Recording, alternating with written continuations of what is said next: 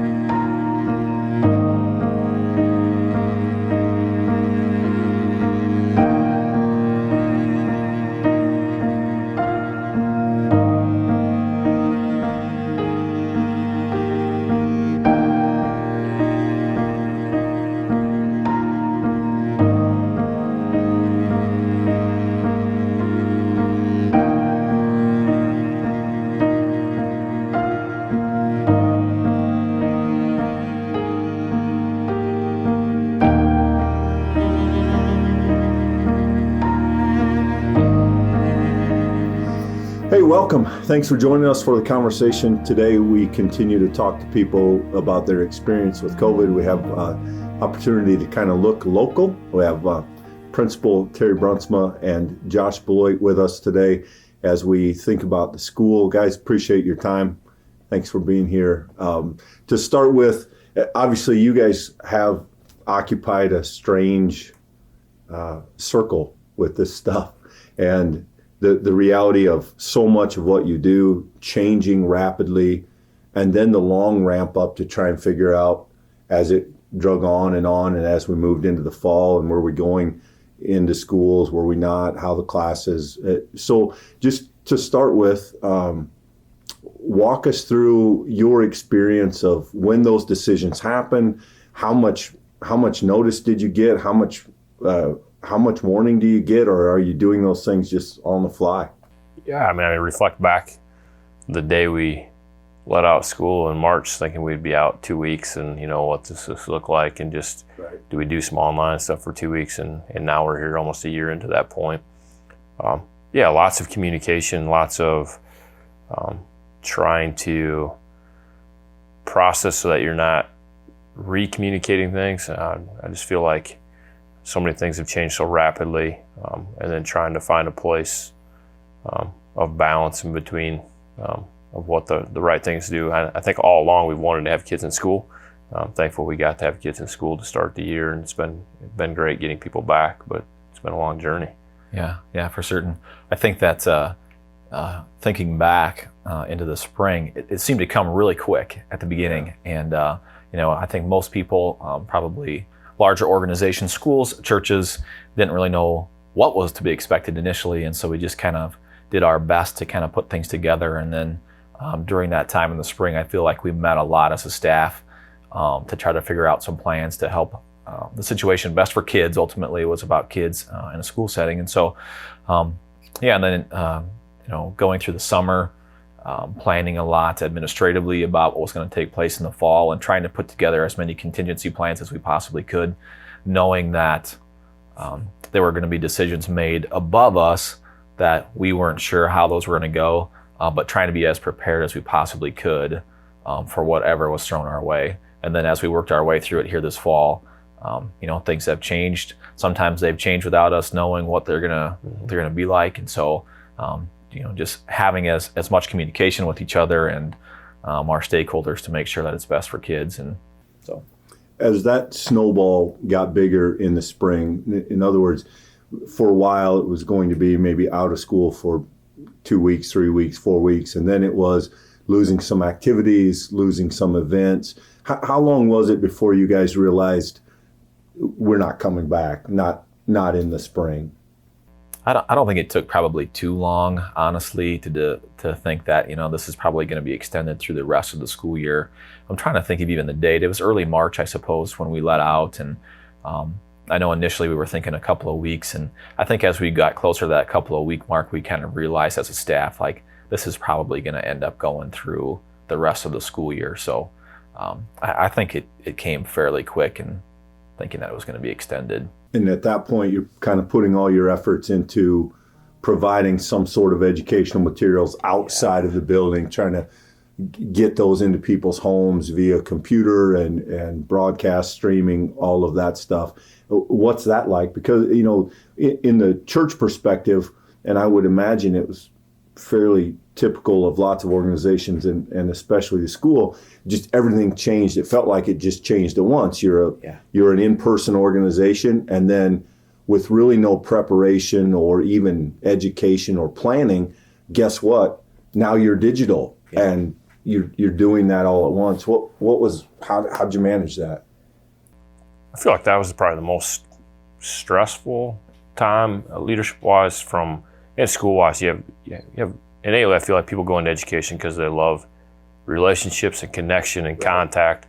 And so you have teachers that all of a sudden are looking at doing something that they've never done before, similar to church, and so that learning curve and that quick transition. And then you have kids in all different situations, from having parents and guardians at home to help support, from not having parents and guardians to having older siblings help younger siblings. And there's just so many things in there, and what you didn't want to do is create even bigger gaps in learning.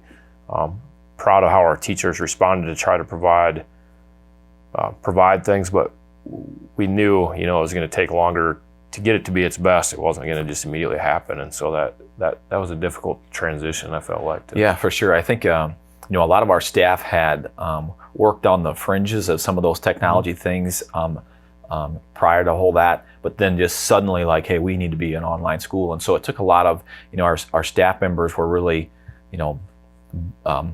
flying the plane as you were building it at the same time, and so we had staff members that would communicate to each other and to me like, oh, I tried to do this technology piece and it didn't work so well, so maybe I'll try this. And it probably sped up or did speed up the process of how we might do those things moving forward, things that we've talked about before, but like didn't have the experience or the necessity to do them.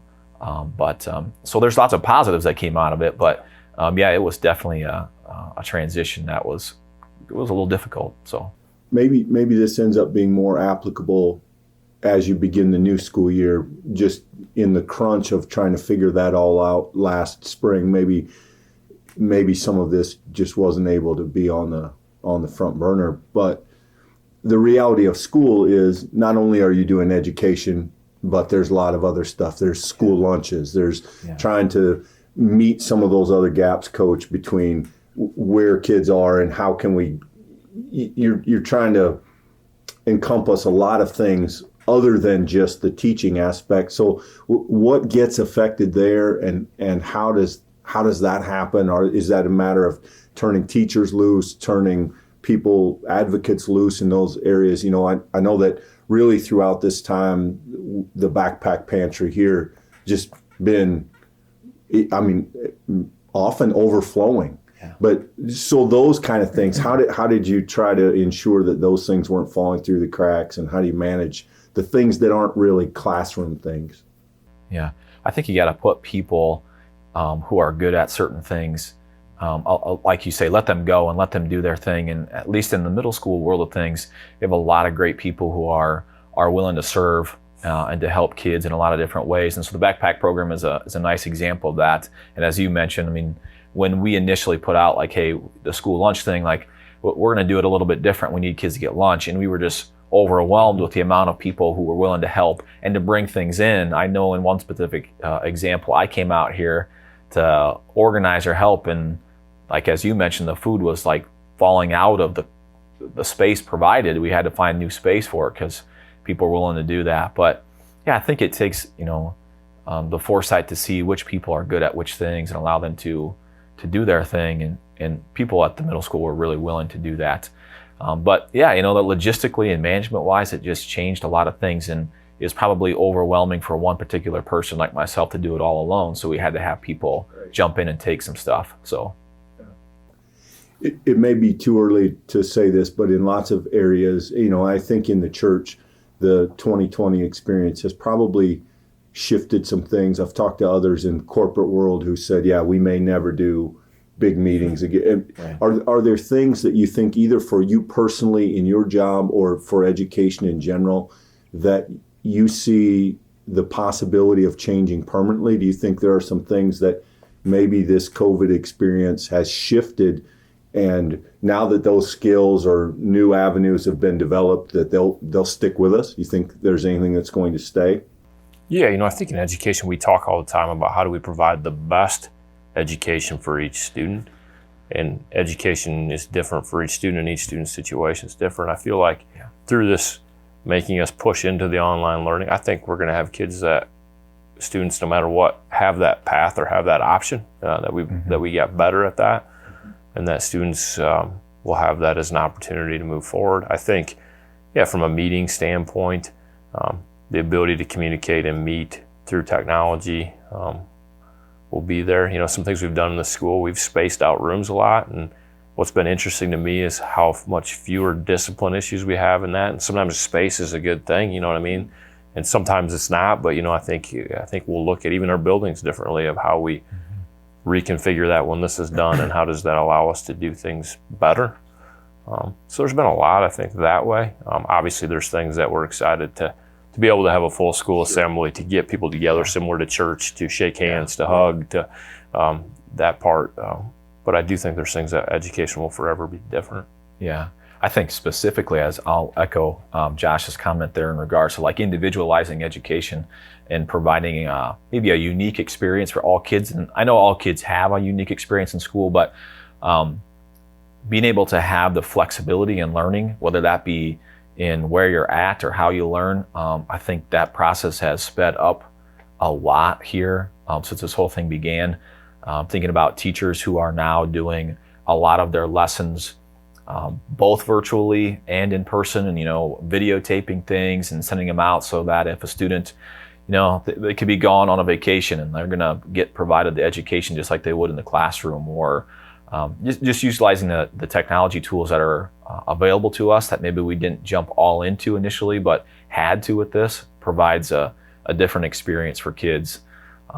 And it's something that we've talked about as a middle school staff, like what are the things, instead of like focusing on the negatives of this whole thing, but what are the things that we want to keep that have happened during this time that would make a positive impact in our school. And so we've got a lot of those things that we've talked about. And there are actually a lot of things that I think we will change that will make us better moving forward. So From both a school standpoint, from a personal standpoint, and from an educational standpoint, what has been the hardest or one of the most challenging parts just for you guys personally in the high school building, in the middle school? What about this has been really difficult? Obviously, probably lots of things, but if you had to highlight one or two, what are they for you? If I would speak to the middle school is in a unique situation in that we wanted to bring kids back to school and do it in the safest way we felt possible. And then also about a third of our buildings under construction with remodel. And so we needed to still bring kids back. And so half of our student body isn't even at school. They're spaced out in different places. And so I think the most difficult thing is just that our kids don't get to see each other as much as they would in previous years. And that goes for our staff as well. I think we need to work really hard as a building to make sure that community still happens in a place where people aren't physically together. And so thinking in different ways that we can do that has been difficult, just the logistics, the management of all of that. And it goes back to, talking about allowing people to have the freedom and just do their thing. And that's been good. But thinking about community, because that's what a lot of school is, and being separated a lot has caused just some difficulties that way. So yeah, for sure. Mm-hmm. Yeah, I'd say at the high school, similar, like collaboration and community, even staff-wise, and professional development, how that's been different, and just the ability to. I also think at the beginning of the year when we were trying to make a decision how to come back to school responsibly, safely, but getting back to school, how many differing opinions on how that looked, and just trying to be respectful of everybody's opinion, but come to a decision that was best for kids, best for our staff, best for our community. And I just remember, the team, the group of people, I felt like led well on that. I thought, communication was good. I just remember our big meeting right before the beginning of the year. And I think we were patient at times. I think in some of this, what you've seen is people come out right away and say, this is what we're going to do, this is what we're going to do. Mm-hmm. And at times people are, I think, sitting back, taking some time to hit pause and reflect and make sure what we do and make decisions we made as a district. But I think that was a difficult time. Sure. And I echo the middle school, they're the most spread out. I'd say from creating community in each building, how hard that would be middle school wise, because they're in 3 different locations. Yeah. So I know both you guys put a lot of thought into leadership strategies. I know that's important to you. As a leader, as a leadership position, not just the school administrator stuff, but from a leadership perspective, what has been a challenge in terms of you now have these whole groups of people that you work with that are being asked to do new things, new challenges, in some cases new environments, new classrooms, new places that aren't even attached to the campus. And some people are energized by change. They do it really well, and they kind of get after it. Other people in that teaching environment like constancy and like, things to be the way they've been. How have you managed, and what have you seen or learned or been challenged by, just in regard to trying to lead well during a time of so much change? I think you hit the nail on the head. Like, people handle it so differently, and you have to let people handle it the way they handle it. Some people are grieving, some people are angry, some people were, but then just trying to support them in it. I felt like once we got back to school, it's a lot of times in that it's the apprehension and the uneasiness, but then once it got started, then I felt like people were settled in, and been really proud of how people have handled that. Trying to think in the leadership piece of it. How do you find the positive in a difficult situation, and how do you focus on, hey, we get to come back to school, we get to have these activities. Yeah, we have to do some things differently. You can focus on what you don't get to do, or you can try to focus on what you get to do. And I think anytime we've been able to stay positive in that, I feel like it's been better moving forward, more beneficial. So in that regard, Coach, in that relational space, what do you find yourself maybe doing more of? I mean, clearly you're trying to do all that stuff even pre-COVID, but in this window, do you find yourself more patting on the back, more offices open for some kind of venting? How does that affect your day-to-day stuff? I think both, and I think I'm trying to get into rooms more often and talk to our staff and teachers. I think in all of this, and I'm talking custodial staff, coaches, bus drivers, all of those people, you just try to have conversation and listen to them. And then, sometimes it's listening to them vent, but sometimes it's also sharing the successes that they're having. And I do feel like there's a lot of gratitude to be back together and have some form of normalcy. But yeah, I find myself trying to get out and talk to those people as much as possible, having our door open, and then trying to talk to kids. You still have that opportunity in lunches and those kind of things. I feel like being an activity, whatever that may be, music, sport, whatever, has been great too for kids just to be able to engage in those things. So yeah, I think again, in school or whatever you're doing, it's so much about the people, and so just trying to figure out that people have a lot of stress, a lot of anxiety, about whether the beginning of school or just during school and the things that are happening outside of school. And so checking in on staff members on a regular basis, and not necessarily always just about business, meaning like school business, but just for them personally, emotionally, and how they are doing. And I think if you get out enough and see people enough, you tend to probably have a radar that can see which people need a little bit more than others. And so I think it's been important to get out and see those people regularly, just to communicate with them, to check in on them, and then putting our focus and perspective in the right place. As Josh is talking about, I think our staff has been focused on the get to, and so thankful that we're at school. After having done the online thing completely in the spring, I think our staff was well aware that the best thing was for kids to be back at school in the fall. And I think they're just super thankful. And they're doing the best that they can, because they know that if it doesn't go well, we don't want to be put in a position like we were in the spring where kids maybe weren't being serviced as well as they could. And so I know that our staff is doing all that they can, and also understanding that the procedures or precautions that we've been put in place are to make sure that we have things as normal as we can. So yeah. So you guys occupy an interesting niche in that you serve hundreds of families. We live in a time where there's a variety of opinions about anything and everything, where those opinions are often outspoken and people feel strongly about those opinions. How have you kind of personally managed the reality that to some extent, whatever you do is going to have some significant group of people who don't think it's the right thing, right? Wear a mask, don't wear a mask, don't come back to school, get back to school, space out the classroom, don't space out the classroom. I mean, there's a sense in which you guys can't win if win means keep everybody happy. It's just not that's not an achievable goal right now. So how does that impact you personally and from a leadership perspective in the midst of it? Does that make sense? Sure. Yeah. I think it's difficult. I mean, I don't think you probably, are very few people that want to be known as the person who did that, and people are upset at. So I mean, thinking about, knowing that you're not going to please everybody, and as you put it, like a win-lose situation, coming into those situations and decisions, knowing that this decision isn't a win-lose decision, because ultimately there are going to be people who are going to be really happy about the decision, and some people who are not going to be really happy about the decision. And then in the end, as far as the school perspective goes, like what's best for kids, and putting that always as probably our primary goal is what's best for kids.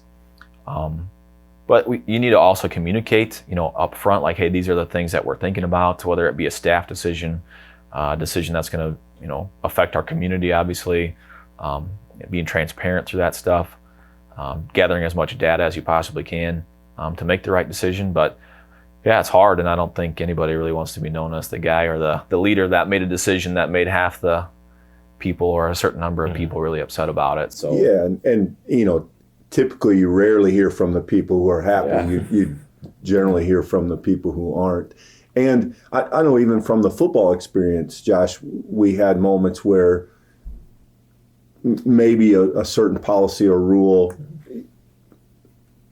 didn't make 100% sense, but it's the hoop you have to jump through to do what you want. And I would assume there's dozens of those from a school perspective also. Yeah, I think exactly what you're saying. I feel like we felt like what was best for kids was to be back in school. And so then as a leadership team and a group, it was like, how do we do that in the most safe and responsible way? And you have people that, on the end of the spectrum, we don't want to go back. We should be all fully online to we want to be back just like it was before. And we just had to try to, like Terry said, take as much data and as many people involved in that and listen to as many people as you can.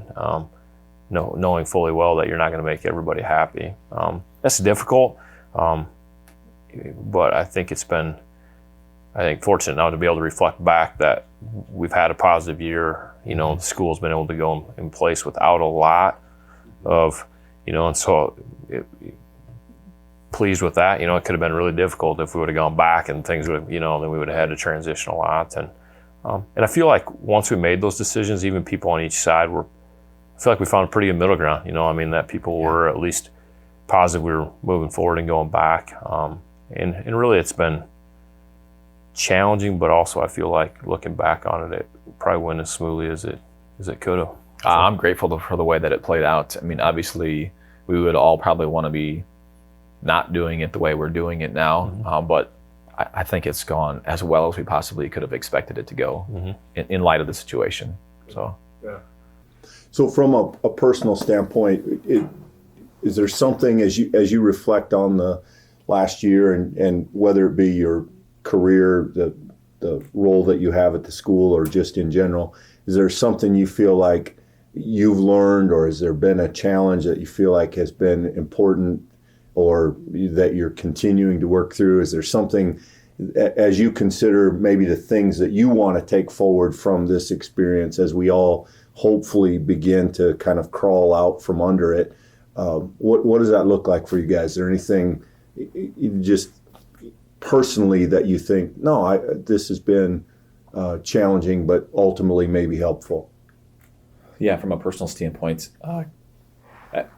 I would say that it has been a challenge in that, I want to be better than what I was prior to this. And I think that, we oftentimes grow the most in difficult and challenging situations. And there's no doubt that that's what this has been. And so, just the way that you treat each other, the respect that you need to bring each day to decisions that you make, because lots of people have lots of different opinions right now. And so I think having that healthy balance in life as far as, how to communicate to people effectively, respectfully, listening to others, taking the time. I think a lot of us would probably say back in the spring, I heard a lot of people's opinions that the whole COVID thing allowed them to slow down a little bit and have maybe supper at home a little bit more with their kids or their families. And so I think those things were important for a lot of people. And it's something that I think that we can expand on, just, taking some time, both individually, personally, to think about faith, think about, purpose and what we do that's best for others. So yeah, I hope that myself as a leader have grown through this whole experience. So. Yeah, I think from a personal standpoint, I think the most challenging thing for me is having parents that have some health risks, and so then my kids don't get to interact with them. Those things are relational connection thing, and I even carry that over into school, like the simple things of like we'd have High Five Friday or football. The things I enjoyed as a coach is the time we could sit in the locker room after a game with 60 guys in close quarters and talking, and like that, how much that adds value, and how we tried to find ways to do that differently. And you do, but it's not the same. And so I think for me, it's made me appreciate those things that that just seemed normal. I mean, like you just take for granted. Everybody says that, but and I'm excited that gets back to a point. And then I echo Terry, like just reflect with a leader. How do you get better every year? In school, and how are we going to move forward to make things better? But yeah, that's probably been the biggest challenge. What's interesting is the interplay between your answers. On the one hand, I think all of us maybe have sacrificed some stuff that we maybe don't miss, like super full calendars and going to meetings and some of those things that like, I could probably live with a little less of that. And on the other hand, we've lost some things that we truly do miss, the relational stuff, being able to be with people, and some of those things, a full gym and High Five Fridays. And so what do you guys look forward to? What do you hope we go back to? Or I guess maybe another way to say it is, what have you missed the most? Again, either personally, obviously family time, but in regard to your school positions as well. Yeah, I think for me, it's just the connect, like the high fives, the coming up and patting somebody on the back, just that physical connection, the encouragement piece of it, what that brings to it, coming to church and seeing people shaking hands. I even like when you wear a mask in a grocery store, what I think it creates is it causes you to say hi less and have less communication. Just those daily things that I just look forward to. It's not that the mask is a big deal, but it's a barrier. And, to not have that barrier to connection and relationship is what I guess I'm most excited about. Simple things in school, having graduation, having prom, those things, those markers for people in their year, those moments. The thing I love about school is this, the newness and the marker stones that maybe we haven't had, and just looking forward to that piece of it again of getting to do those things. So yeah. He used the I was thinking, and he said the word just barriers, being able to drop some of the barriers that we put in place during this time that we just maybe had to. And when I think about barriers, a lot of it is in relation to like connection with people. And so you have the physical barrier. We want to try to keep people distanced away from each other. Kids' desks are all 6 feet apart, and staff members are kind of distanced from kids physically. And so going back to removing some of those barriers, we have just locational barriers, like 7th graders, 8th graders are away from each other, away from school campus. The mask is kind of a physical barrier. So just removing those barriers to bring people closer together, because I think a lot of people, even though things have been okay, have been good at school, I think some people are missing those personal connections through the barriers that we've put in place to make sure that people are safe physically. So it's an interesting, the impact that a school has on a community. You probably are genuinely aware of that, in a normal time. But in this moment, as a kind of outsider, had a child in the school when this all started, but not currently. But I think that sense of normalcy for people, of being able to send kids to school, both some of managing the chaos and stress on the kids' ends as well as the parent ends, but that the ability and the hoops that you guys had to jump through, and the teachers and all of that, to be willing to work that out, I do think that has had a significantly positive aspect on the community.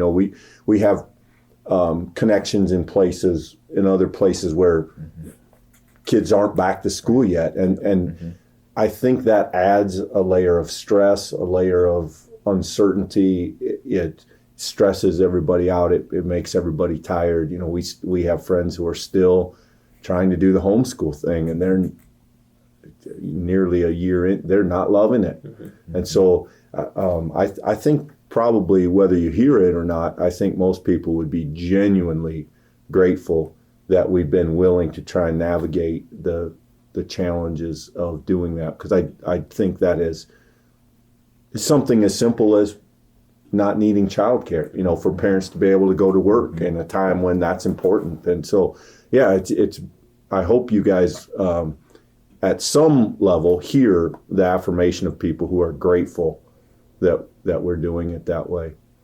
Anything else? Just anything as you think about the challenges at school or other? You both have families at home, young kids, navigating all that. Just anything else that is in your mind as you reflect on your experience?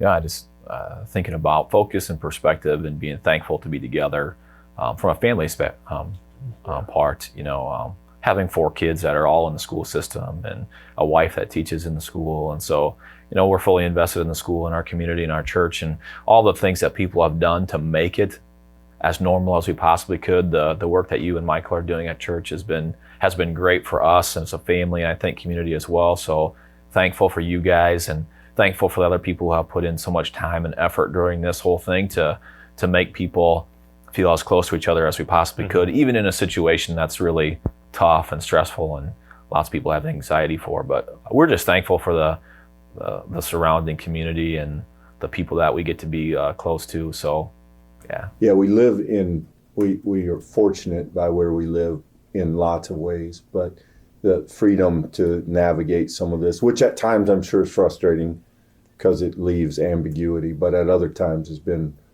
really nice to have the freedom to sort things out. And I know that, and I don't mean it, and I know that that's not the same for every community and not the same experience for everyone. And I know that everyone's situations are different. We're just thankful for the place that we're at, and we're just probably lucky, and that's okay. We understand that piece, but thankful at the same time for all those things that have happened for us. Yeah, I mean, something as simple as being able to have a football season, you know, and the number of states or the number of places that didn't get to do that. Right. And so not just from the perspective of guys who enjoy coaching, but for the kids who didn't have to give up their senior seasons and things like that.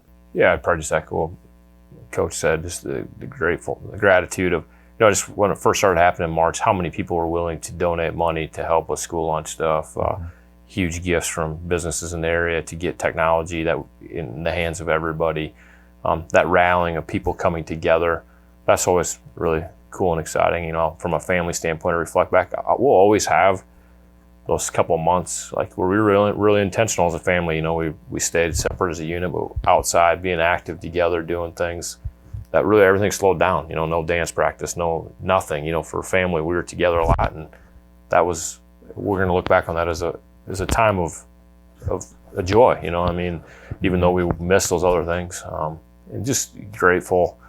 Yeah, to echo Terry, you know, church, you know, the intentionality that we haven't been out here physically, but every day we can connect with our church community, and that's a huge credit to you, Michael, the Dows, everybody involved with that I felt like I was still connected, you know what I mean? And that took a lot of effort and work, and I feel like school-wise too, the teachers that my son and daughter did a phenomenal job of connecting with them, not just from an academic standpoint, from a personal standpoint, and doing simple things, of dropping books off of the house, and all those things I'll be thankful for, that they were intentional about investing in people. And so it's been a difficult time, but it's also a time where I can really reflect and see some really cool things from people.